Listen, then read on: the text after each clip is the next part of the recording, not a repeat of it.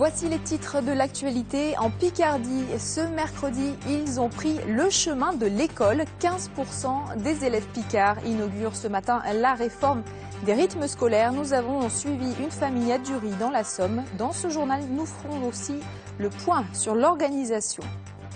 Y a-t-il eu harcèlement moral à l'école Sup de Caux d'Amiens? Dans cette douloureuse affaire opposant salariés et ancienne direction, la Cour d'appel rend sa décision aujourd'hui. Cathy Collin nous dira ce que risquent les prévenus. Ils sont originaires du monde entier et ont choisi de découvrir la France. Chaque année, des centaines de lycéens participent à des échanges scolaires. En Picardie, on recherche des familles d'accueil prêtes à se lancer dans l'aventure. Nous en parlerons avec notre invité bénévole de l'association AFS Vivre sans frontières. Bonjour et bienvenue dans le 12-13.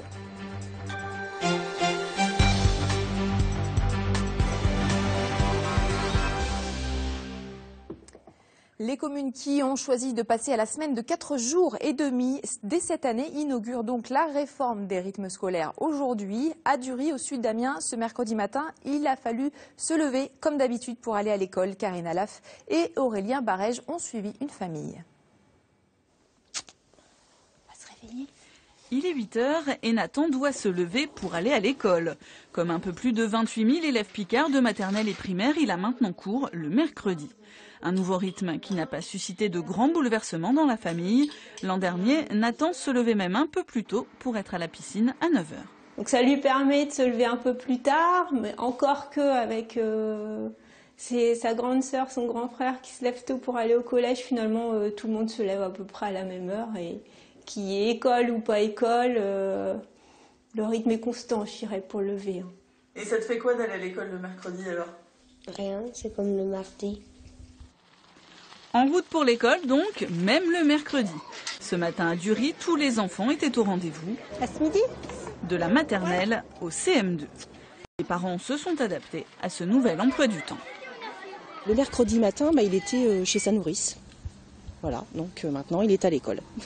C'est tout ce que ça change en fait. Le mercredi, moi je l'avais inscrit au sport, donc tout ce qui change c'est qu'il fait son sport l'après-midi et puis ça change pas grand-chose en fait.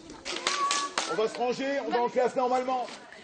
Les enseignants aussi ont dû modifier leurs habitudes. Plus de sport ou de grasse matinée pour eux non plus le mercredi matin. Ça nous demande de modifier notre emploi du temps, de modifier l'apprentissage des savoirs. Mais comme on a une matinée de plus, ça passe beaucoup mieux. Reste à savoir ce qu'en pensent les élèves. Est-ce que vous êtes content de venir à l'école le mercredi? Oui. Tant mieux pour eux, en tout cas. La réforme des rythmes scolaires doit donc permettre de mieux répartir le temps de travail et de proposer à tous les élèves des activités extrascolaires. Comment se sont organisées les communes qui appliquent dès cette année la réforme? Reportage à Pau-de-Picardie dans la Somme, signé Camille Di Crescenzo et Stanislas Madej. 15h30. À la sortie de l'école, ils sont finalement peu nombreux à repartir avec les parents. Les autres, la majorité, restent pour participer aux activités périscolaires, comme ici, où les enfants sont initiés à la musique. En tant que directeur de l'école de musique municipale, Sylvain reste attentif à la nouvelle organisation. Alors pour l'instant, aucun changement, parce que déjà à l'école de musique, il n'y avait pas cours le mercredi matin, donc on n'a pas modifié notre emploi du temps pour autant. Par contre, peut-être que dans l'avenir, les élèves souhaiteront avoir cours beaucoup plus tôt, parce que les élèves qui font partie de ce projet peuvent partir à 15h30 si les parents le souhaitent. Et si les parents le souhaitent, pourquoi pas organiser des cours à l'école de musique. Engager les acteurs locaux avant de faire appel aux intervenants extérieurs, c'était pour la commune une solution économique. Mais victime de leur succès, il a fallu embaucher 6 animateurs supplémentaires pour encadrer tous ces écoliers. Malgré l'aide de l'État et de la CAF, le budget initial a été revu à la hausse. Aujourd'hui, dans notre action communale, nous sommes amenés à faire des petites réductions sur certains budgets qui entraînent des économies et qui nous permet aujourd'hui de mobiliser ces 30 000 euros, 25 000 euros pour l'animation périscolaire. Autre problématique pour cette commune rurale, le transport. Seul un ramassage à 16h30 est assuré. Pour les autres, les parents sont mis à contribution. Aujourd'hui, la flotte que nous avons ne nous permet pas de sortir des établissements primaires en même temps que les collégiens, puisque nous serions obligés de doubler notre flotte ainsi que l'effectif de conducteurs, et cela est totalement impossible. Quant aux autres associations ou clubs sportifs, pas non plus de changement de planning. À Poix, les éducateurs sont généralement bénévoles et donc pas disponibles le mercredi matin ou avant 17h. En bref, dans l'Oise, le corps d'un homme d'une quarantaine d'années a été retrouvé hier dans un bois sur la commune de Sainte-Geneviève. Il s'agirait d'un éducateur sportif de Saint-Ouen en région parisienne, ancien joueur de boxe de haut niveau. Le parquet de Bobigny enquêtait sur sa disparition depuis le 30 août dernier. La récente garde à vue d'un suspect serait à l'origine de cette découverte. On ouvre une page justice. En mai dernier se tenait à Amiens le procès en appel dans l'affaire Subdeco.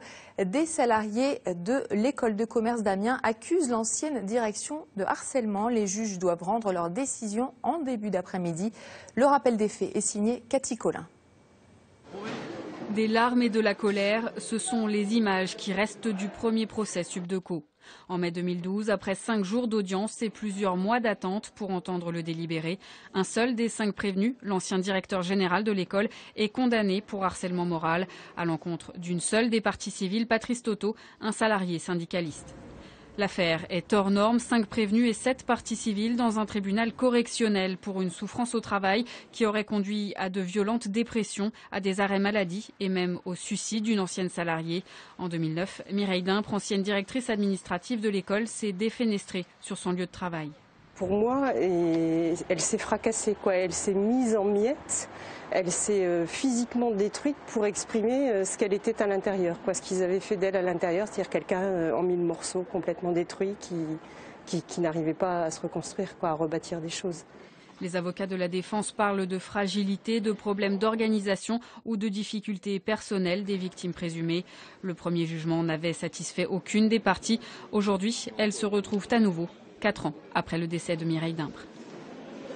Et Cathy Collin est en direct du Palais de Justice. Bonjour Cathy, que risquent d'abord les prévenus cet après-midi ?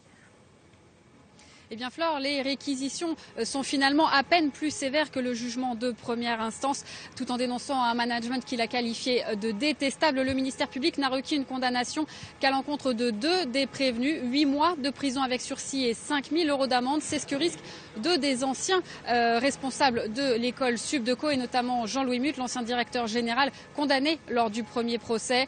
En revanche, pour ce qui est du cas de harcèlement moral, il n'est constitué sur le parquet que pour 2 des parties civiles, Patrice Toto, l'ancien salarié syndicaliste, et Elisabeth Lemaire, devenue aphone au fil des mois de procédure. En revanche, dans le cas de Mireille Dimpre, comme dans celui des autres parties civiles, il n'y a pas, selon le parquet, des éléments suffisamment importants, que ce soit des preuves matérielles ou des témoignages concordants pour reconnaître une culpabilité des prévenus. L'arrêt de la Cour d'appel est attendu pour 13h30.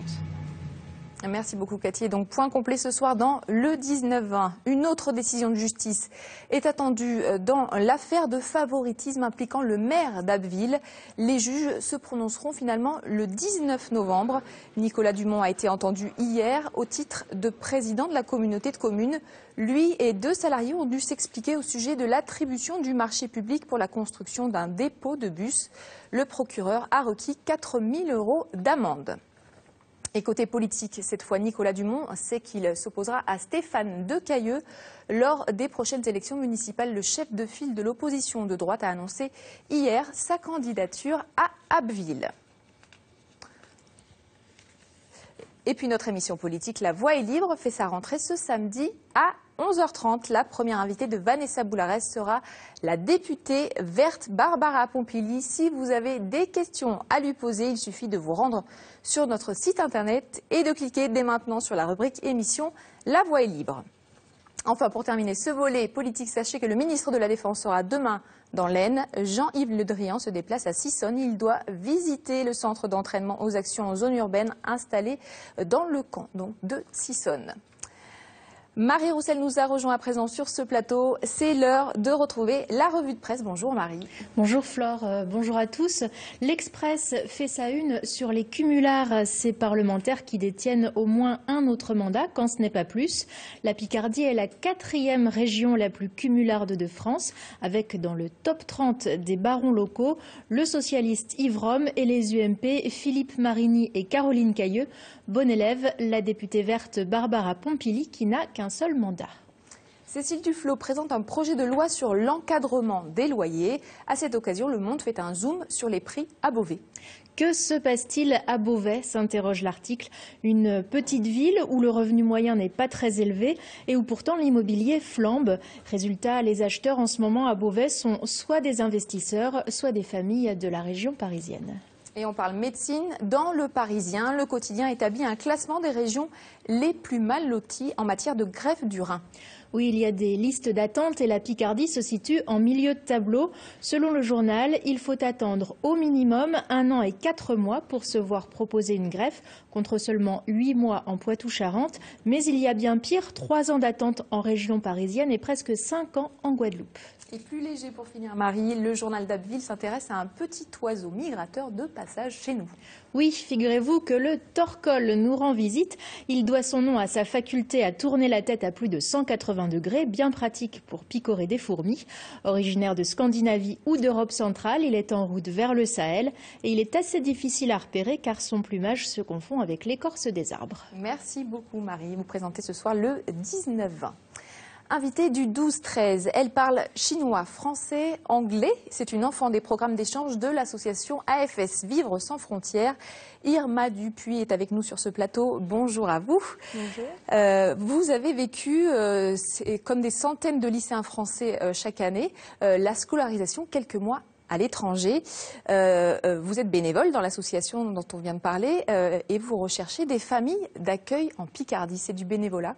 Tout à fait. On cherche 2 familles bénévoles, pour une autrichienne et une italienne, pour l'année scolaire qui débute en septembre.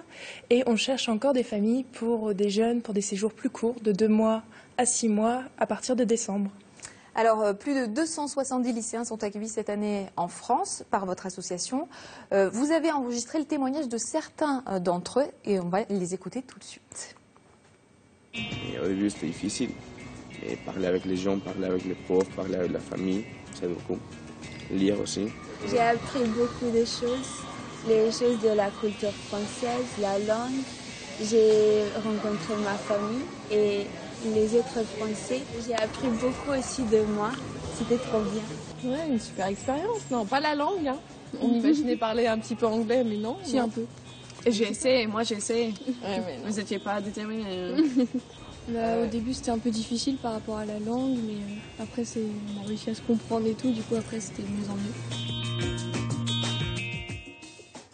Alors on le voit, certains ne parlent pas du tout la langue française quand ils arrivent dans le pays. Ils sont jeunes, souvent moins de 18 ans. Dans ces conditions, c'est difficile de s'insérer dans le quotidien d'un pays.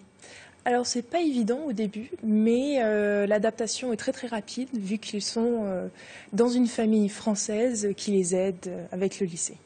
Alors d'où viennent les lycéens qui veulent passer une année en France? Votre famille à vous accueille en ce moment à Fransart près de Roye une jeune qui vient d'Autriche. Il y a d'autres pays évidemment?